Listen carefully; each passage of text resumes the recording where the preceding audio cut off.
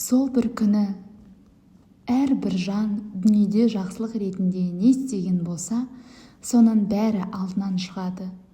Жаман істері де дәл солай, мен мұндалап алдынан шығады. Сонда ол істеген жамандықтары мен өзінің арқасында жер мен көктің арасындай қашықтық болғанын қалайды. Алла сендерді өзіне қарсы келіп, асы болудан сақтандырады. Алла құлдарына өте мейірбан, сондай жанашыр. Уа Мұхаммед, адамдарға егер Алланы шынымен жақсы көрсеңдер, маған еріңдер. Сонда Алла Тағала да сендерді жақсы көріп, күнәларыңды кешіреді, деп айт.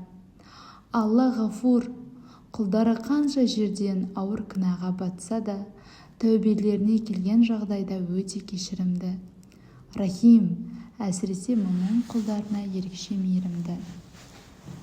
Сондай-ақ оларға Аллаға һәм Алла елшісіне бағыныңдар, деп айт. Егер олар бағынудан бас тартып, сырт айналып кете барса, онда кәпірлер біліп қойсын, шүбәсіз Алла кәпірлерді жақсы көрмейді.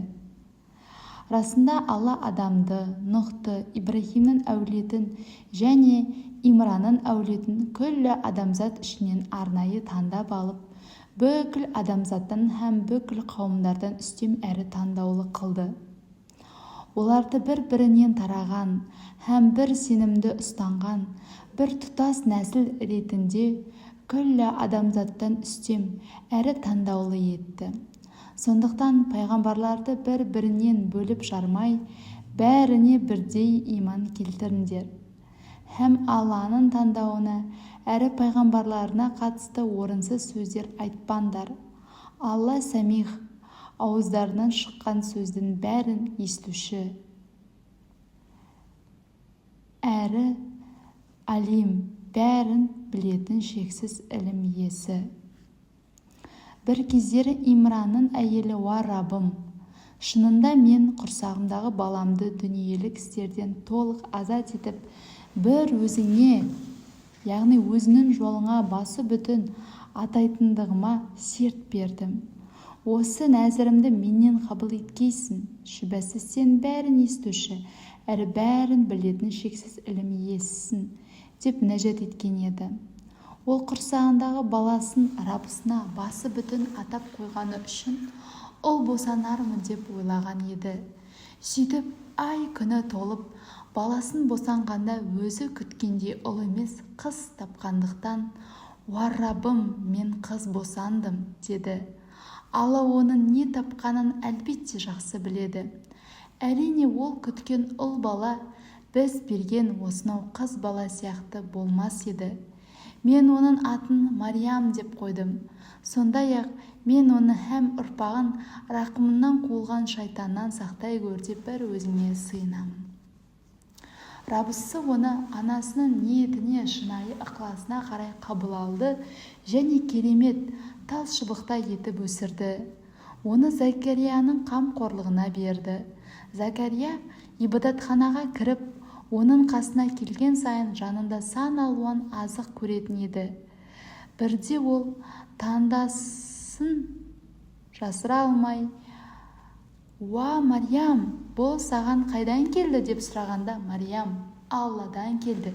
Шүбәсіз Алла қалағаны қисапсыз ризық несібе береді, деді. Сол кезде Закария раббысына: уа Раббым, маған өз тарапынан пәк әрі хайырлы ұрпақ нәсіп ете көр. Шүбәсіз сен дұғалардың бәрін естушісің, деп нәжат етті. Содан бір күні Закария михрабта намаз оқып тұрғанда періштелер оған былай деп үн қатты: Алла сені Яхиямен сүйіншілеуде. Ол Алладан келетін бір сөзді, яғни Исаны растайды. Һәм ізгі жандардың мырзасы, нәпсіге әсте бой алдырмайтын, асқан тақуа әрі пайғамбар болады.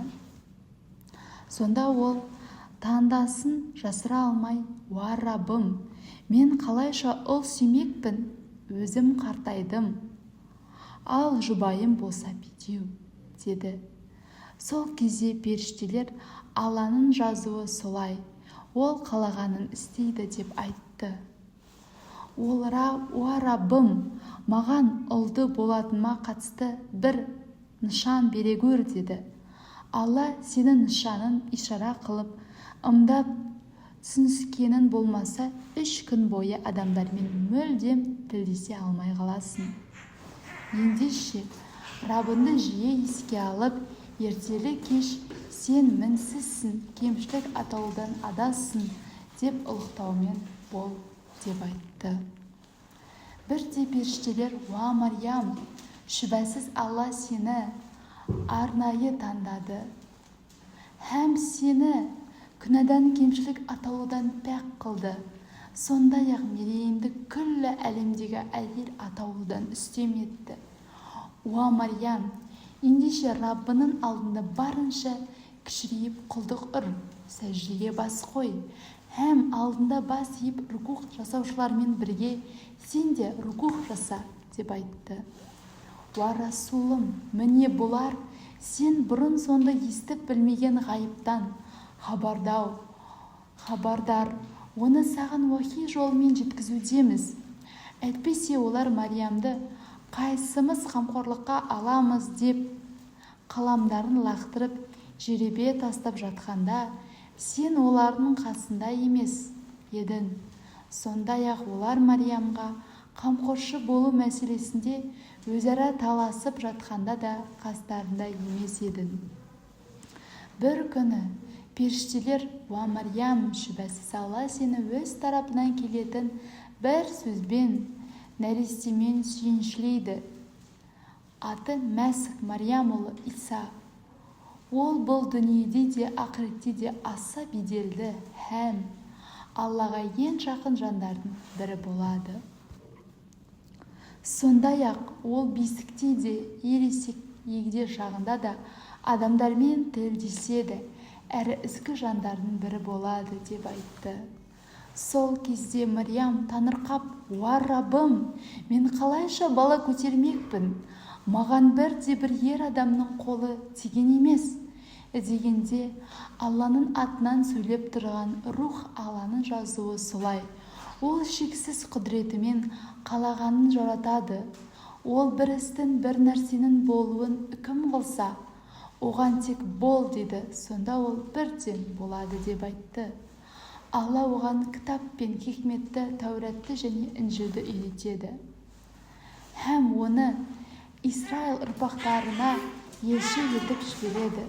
Сонда ол қауымына шүбәсіз мен сендерге Раббыларың тарапынан хақ пайғамбарлар екенімді көрсететін анық белгімен, мұғжизамен келдім. Мен сендерге батпақтан құстың бейнесіне ұқсас мүсін жасаймын да, содан соң оның ішіне үрлеймін. Сонда ол Алланың қалауымен бірден тірі құсқа айналады. Сондай-ақ Алланың рұқсатымен тұмысынан көрсоқыр болған адам мен алапесті құлан таза айықтырамын және өлілерді тірілтемін. Һәм де үйлерінде не ішіп жеп отырғандарыңды және не жиып жүргендеріңді өздеріңе түгелде айтып беремін. Егер шынымен мүмін болсаңдар, шүбәсіз болардың бәрінде сендерге менің хақ пайғамбар екенімді көрсетемін. Айқын дәлел бар. Сондай-ақ мен алдымдағы Тәуратты растаушы ретінде әрі бұрынғырықта сендерге харам қылған нәрселердің кейбірін адал ету үшін келдім. Шүбәсіз мен сендерге құр қол келмедім. Раббыларың тарапынан өзімнің хақ пайғамбар екенімді көрсетемін. Анық дәлелмен, мұғжизамен келдім. Ендеше Аллаға қарсы келіп асы болудан барынша сақтаныңдар, әрі маған толық бағыныңдар. Шүбәсіз Алла менің де сендердің де Раббыларың.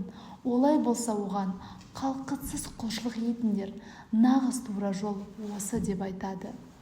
Иса олардың шектен шыққан күпірлігін, тіпті өзіне қарсы қастандық ойлағанын сезгенде, Аллаға барар жолда маған қолдау көрсететін кім бар деп жарияға жар салды. Сол кезде хауарилер, біз бармыз, біз Алланың ақ жолының қолдаушыларымыз дегеннен кейін біз бір Аллаға иман келтірдік. Уа Иса, біздің Аллаға қалтқысыз мойынсұнған мұсылман екенімізге сен де куә бол деп айтады. Тыңдағандарыңызға рахмет. Каналға тіркеліп қойсаңыздар болады. Жаңа сүре, аяттар шыққан кезде ең бірінші сіздер біліп отырасыздар, ең бірінші сауапты сіздер алып отырасыздар.